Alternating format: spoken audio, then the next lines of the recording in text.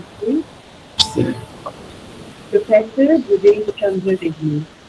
Professor Dhruvesh Regmi is an exponent of Sitar belonging to the illustrious musical family of Nepal.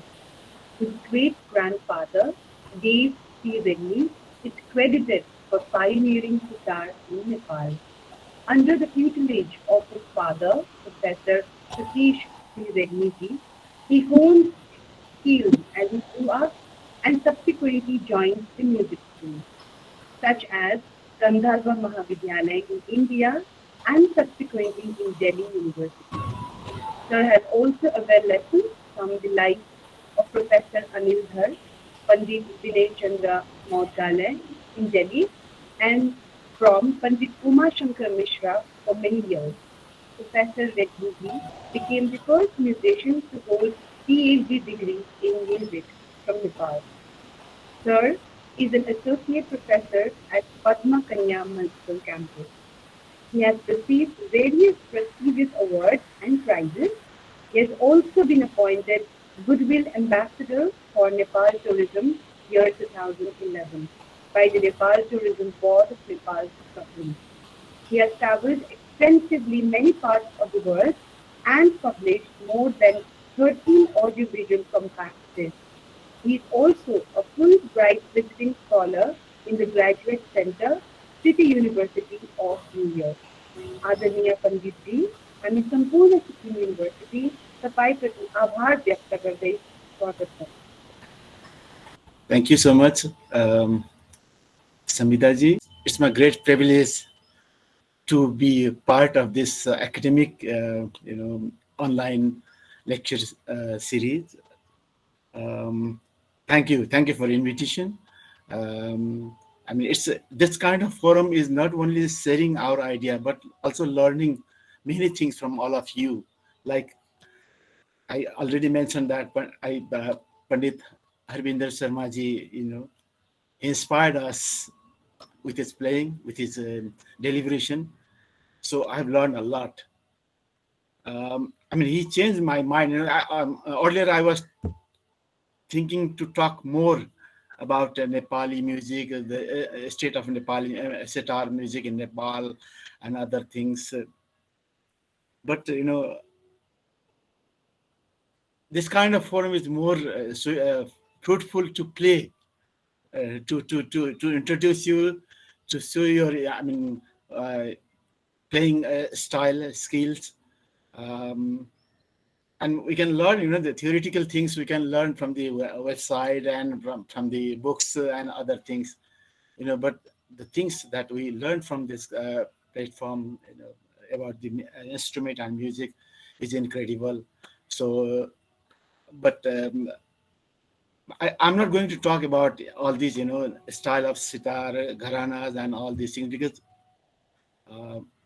all former speakers, distinguished speaker has already spoken about the sitar and the gharanas. Um, I just want to focus, as a background, some things about the Nepal, how we consider music in Nepal, and what is the relation, how long it's coming, how long tradition that has been sitar or music in Nepal.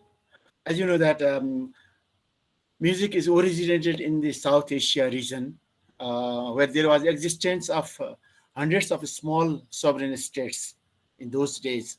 And those days, this region was known as Bharat Varsha, Aryabharta, Himvat Khanda, etc. So later on, the geographical boundaries divided the countries and created many countries as political entities. So we consider this music as a common cultural heritage of South Asia. So it cannot be confined within any geography or maps. And when we look the relation between Nepal and India, we see Nepal and India politically at the present date it's a separate, but culturally we have a lots of things similar. And Both of the country we refer to Samaveda as source of our music. So when we talk the history of music, we cannot make it separate from India and Nepal. We have to take a reference of the both countries happening things what happened in the past in the music.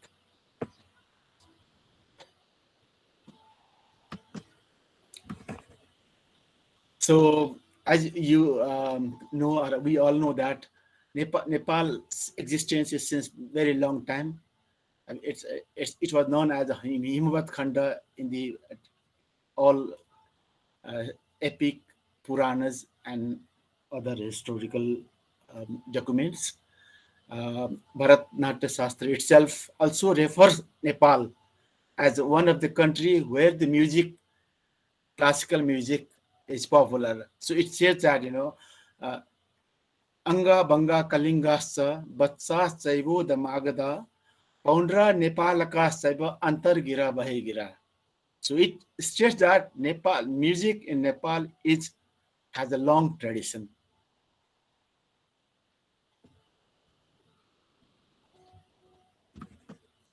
So the myth about the sitar, what we believe is that bina as a original instrument of sitar, which is the instrument of goddess Saraswati, goddess of music and the wisdom. Um, in the Vedic period, there were 100 kinds of binas, and all string instrument, and all those known as bina. And one of the bina, which had 7 strings, was called Saptatantri bina. And Goddess Saraswati was also known as Saptatantri Parivadini. So this instrument is, not some many people says that this instrument has been invented by some particular person in the latter centuries. But this instrument has been coming from the long tradition, as we know Saraswati as Saptatantri Parivadini, the goddess who plays the 7 string instrument. So the reference of sitar in Nepal or Bina was replicated in the one of the stone inscription of 464 505 AD, uh, where there was a king called Manadev, Lichavi dynasty. His wife and daughter were used to play veena instrument. So that was the first instance, historical evidences, the existence of this instrument in Nepal. Later on, when there was a crisis in music and our ancient religion in Indian territory, the Nepalese kings and the emperor, they have preserved the that's ancient text, and the musician itself, they got patronized in the palaces of Nepal. Many musicians came and got shelter in the Nepalese palace. So since long time, sitar has been considered in Nepal a very important instrument, and it is one of the very popular string instrument. Um, if, an article that written by A. Campbell, which was published by Asiatic Journal of Asiatic of Bengal in 1837, also refer a three strings availability of three string sitar in Nepal. So this can be relate with the Sitar uh, that is invented by the Amir Khusro. So, so in the same way, in similar way, it has been coming in this since very long time, and sometimes it was on the climax of development, and sometimes it was on the sad road. But it's been coming from the long tradition. Um, uh, there was also, I mean, it was that much developed situation, position in Nepal. In 18th century, we have a reference of one sitar maker in Nepal. The sitar player of those time used to play uh, sitar made by name called Chandra Bilas Vishwakarma of Patan, one of the city of Kathmandu Valley. So, I mean, um, it's interesting, in late 18th century, there was a sitar maker in Nepal, and we used to play sitar made in Nepal, but unfortunately, that no continuation. So now we play all the sitar manufactured in India with the different companies. Um, the sitar instrument became very much popular, made by one of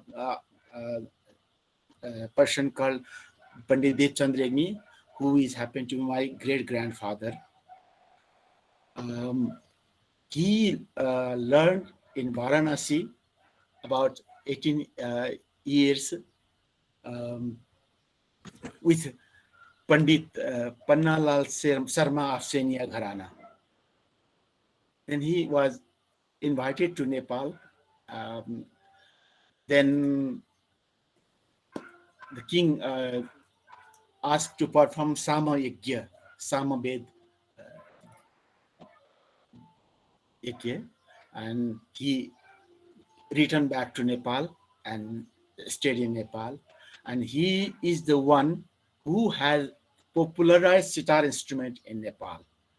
If you see, his reference can be found in the book authored by Lakshmi Narayan Garg, which is published by Hathras. Um, he was known as a Kanchaji and recognized as a Samgan expert and sitar player. Uh, if you see in Hamare Sangeet Ratna, you can find this biography of his contribution and his recognitions as a musician, a sitar player in Nepal. So he, he passed his skills to his two sons, Pandit Krishna Chandra Regmi and Pandit Purna Chandra Regmi. Then that was passed to my father, Pandit Professor Satish Chandra Regmi, and Pandit Ganesh Vadar Vandari. Then now I'm the fourth generation representing Regmi Gharana in Nepal. And somehow, if we see, the sitar player in Nepal existing today, they all are almost, I say, 99% are connected to the Regmi Gharana. They are directly or indirectly linked with Regmi Gharana. So the Regmi Gharana has an important role to popularize sitar instrument in Nepal. As everybody says that, themselves, most of the people say, Seni Gharana. That's very famous in sitar, Seni Gharana. We also claim our link with Seni Gharana because Pandit Devchand Regmi learned with Pandit Pannalal Sarma of Seni Gharana. Um, so the features of this Gharana, we have a four different type of alap, like there's a Sthai alap, Antara alap, Abhog alap, Sanchar alap. Then there is a um, they start playing with sarja notes, playing tarav strings, and make barat, improvise with different slowly different notes, with using varieties of bola, tana, and jhala. And there are steps like alap, jhoda alap, chankar, thok jhala, gat. Toda, Ladi, Guthao, and Tarparan. And they start playing. There was no tradition of playing uh, slow composition in this gharana. Um, um, and the specialty of this gharana is, very melodious and tricky compositions. Uh, that composition looks very simple but very difficult to play. And without learning, it's almost difficult to catch it. Um, and sometimes there are many compositions which can be played in this different talas. Same composition can be played in more than one talas. Um, so there are some compositions um, which is not popular at this time, and like say Kamod, Rag Kamod, before division of 10 thoughts made by Bhatkhandijis, Kamod was placed in Bilawal Thata. Later on, it came to the as a rag of Kalyan Thata using Tivrama. So we have some compositions in Rag Kamod of Bilawal Thata. So I'll be playing some of them, showing them. Um, so so this is the basic things, which mostly sitar player of previous time used to play. But these days, this kind of composition, I mean, rarely we can have opportunity to listen them. So taking the advantage of this platform, I'll be playing some of the this traditional compositions. um, uh, so uh, I'll try to play some of them. I also had, photo pictures of some sitar, which is made by Kanai Lal, uh, um, which has a hole in the upper place of the tumba. In the tabli, there is a hole.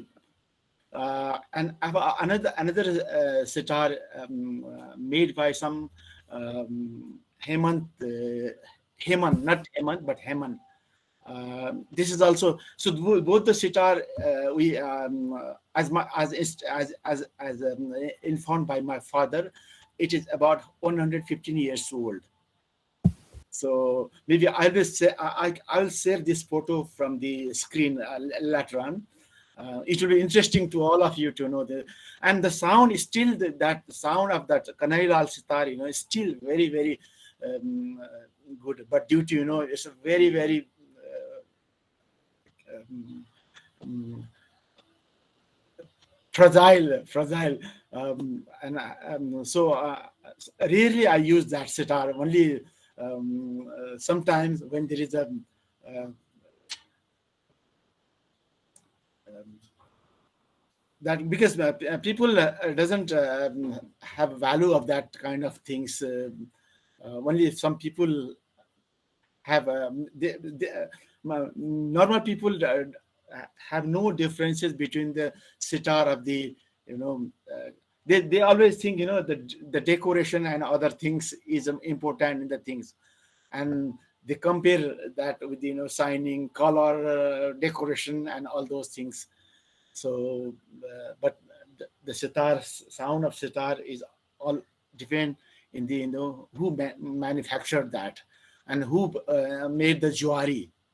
So uh, so in this country I would also like to mention, we are facing this day due to corona, we are facing a problem of making jewelries in sitar. Some expert used to come to Nepal from Delhi or Varanasi and Patna to make jewelries. But since last 2 years, 2.5 years, nobody has been coming. So our sitar is not making good sound. I mean, we are trying by ourselves a little bit. As when we try, when the expert do that, they do in 1 hour. But when we have to do it, takes a whole day. So sometimes that is very risky. So I just try little bit, not much. Um, so I'll be playing. Before that, I would just like to mention one important thing, that the education of sitar in Nepal. We have a earlier we have a system of the Gurukul system. Then after the destruction of democracy in 1951, the many institutions have started um, teaching sitar, classical music and sitar. The university where I teach, the first institute to introduce classical music and sitar instrument in Nepal. Later on, it has been expanded to some other colleges, but not still. There are only a few colleges have sitar music as a formal part of the education. Now there is also um, uh, masters in music and PhD in music just started.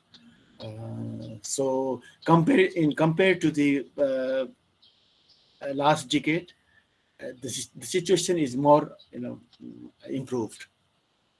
So saying these few things about the sitar, I would like to play a little bit. Uh,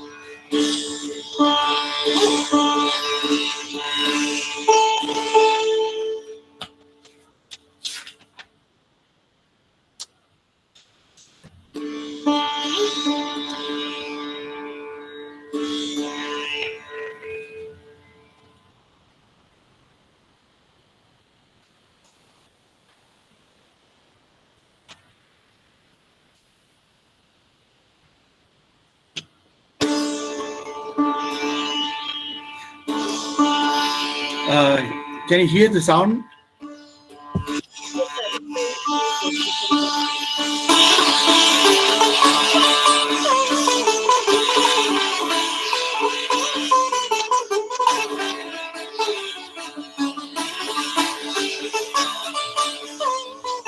We can hear it.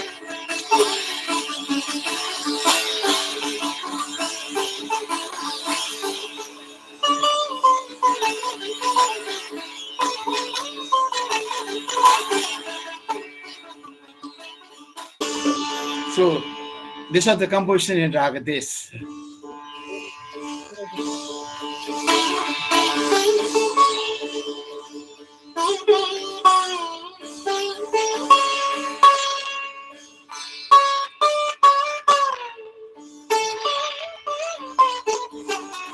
Yes, Regmi.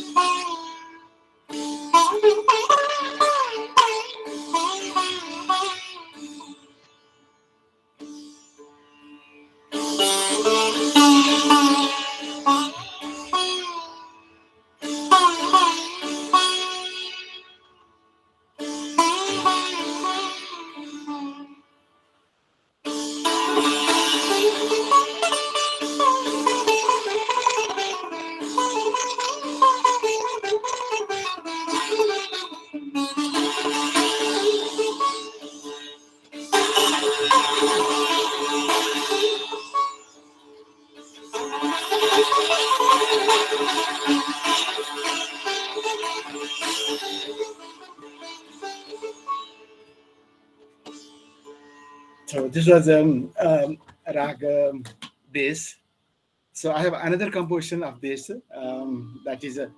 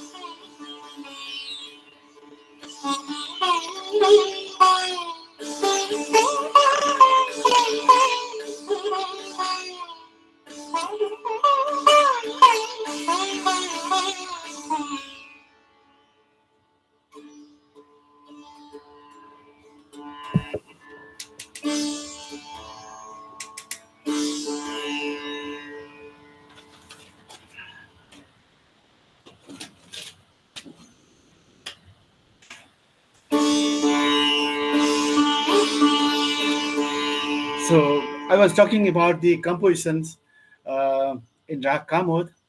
That was, I said that uh, Kamod was of Bilawal Thata earlier.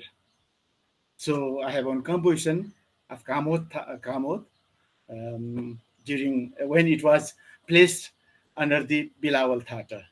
Later on, when Bhaktandiji uh, divided Thatas in 10 Thatas, classification of 10 Thatas, then using Tivra Madhyam, Kamud was placed in Kalyan Thata. So I'll play.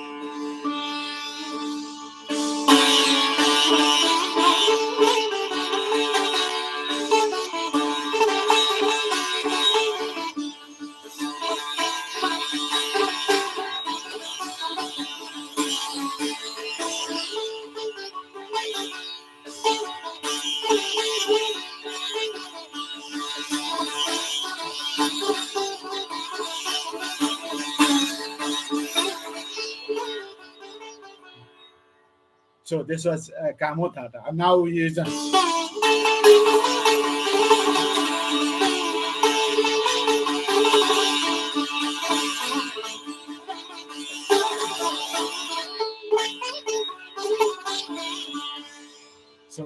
this is the in between. If you have to ask anything, please, any of you, you can ask me. You can pass your queries, concern to Samidaji, and she will pass to me. Because I may not be able to see the chat box at this time. Um, We get to know many new facts. So it's amazing. So so I was talking about the some compositions that is can be played in the both tintal and ektal. So I have one composition of Rag Hamir that can be played as we know that earlier days that the between tabla player and vocalist or instrumentalist there was issue who is the good so to show them the opinion. super so there used to be such kind of composition, so I'll be playing one of them.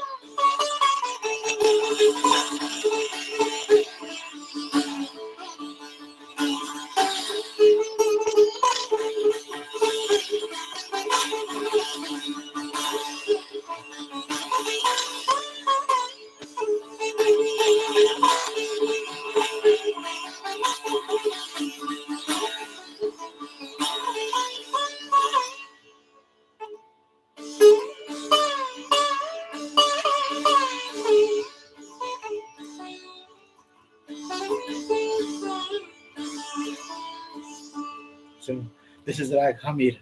So I have another some compositions in a Rag Tilak Kamod. This is very. It's a very. It took me very long time to learn it from my father. Uh, still I cannot play like he used to play, but I'll try to. So the motto of my the intention of my why I'm playing all this because we didn't have this kind of composition. Um, we can no opportunity to listen. Even I wanted I'd like to play this kind of composition in the concert, but people don't like to listen. This kind of things. Until and unless you find audience like you and all. Uh, um, so sometimes we play when there is a real the, classical artist lover um, audiences appearance only then we will be able to play such, otherwise um,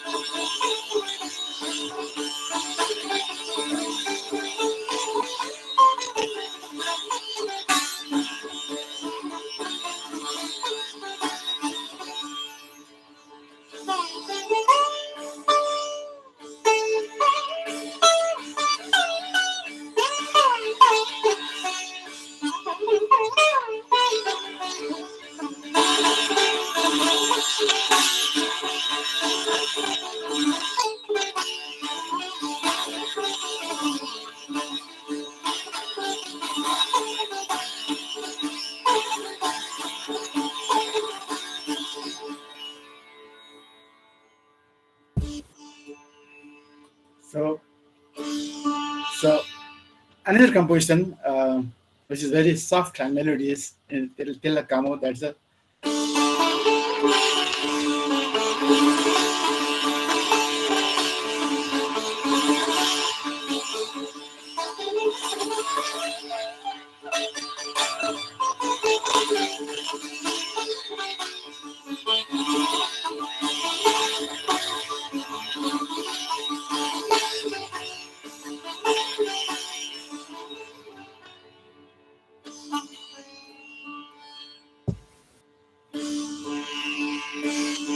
so I'll play Samitaji. How much time? 5 minutes, sir. 5 minutes. Okay, I'll play a few compositions. Very, I mean, just the composition, only composition. So there are many compositions, Rag Khamas and Rag Yaman.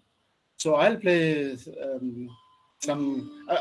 I mean, there are also some Jugalbandi.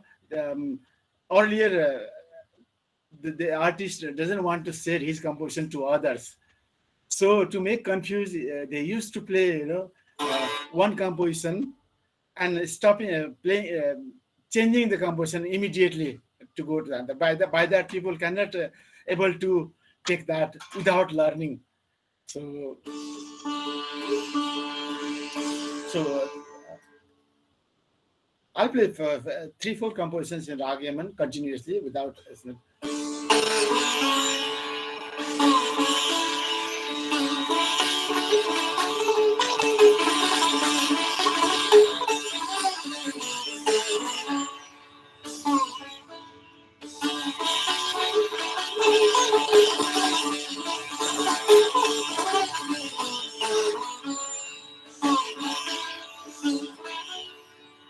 So this is one. Another one.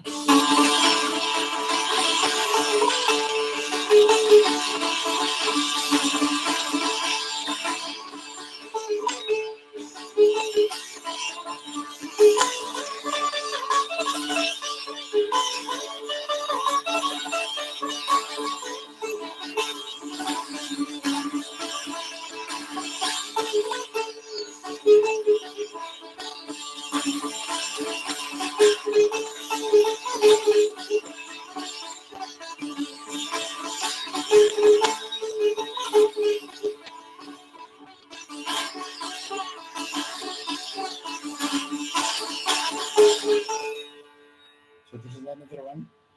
So one more composition, Rag Yaman. It starts from 7th.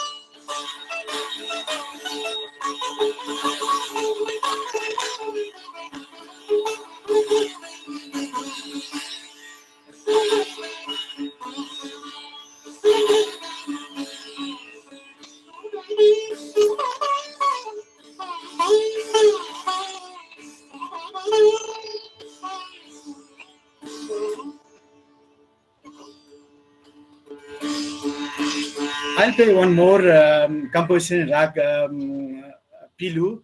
Then, as Pandit Harvinderji inspired me to play one folk tune from mountain. So I'll play a small piece in rag Pahari.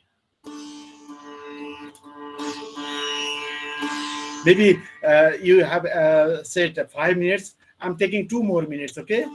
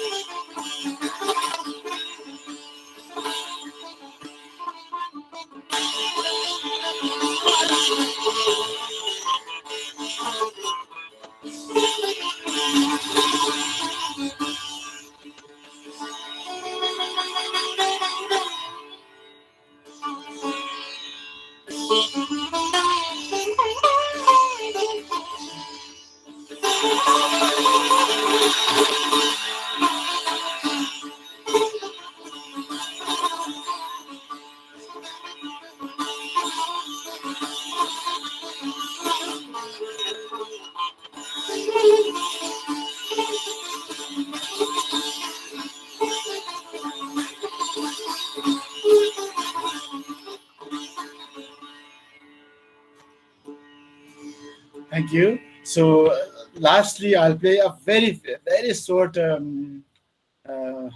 melody in Pahari.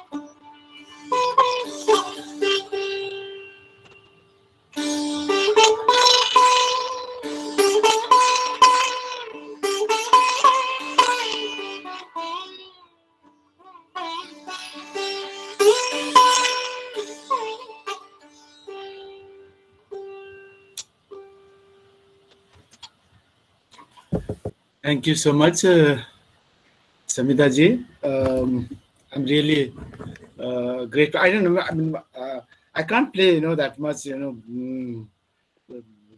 good. But I have tried my best, and I have tried, those to make you listen those materials which is very rare. You get These are chance very to. rare. So Yes. um, anyway, it's a really I enjoyed playing and talking with you all and listening. Great masters. So hope. If anybody have questions or queries, uh, they can send me email or anything, or somebody even wants to know about these compositions or want to play. I'll be happy to share these compositions with all colleagues if they are interested. So once again, thank you to the Samida ji and bridging to Sikkim University and Samida ji, Bilambita ji, who bridged between me and the university. So thank you all, who have made possible to create this event, to organize this event. Thank you so much.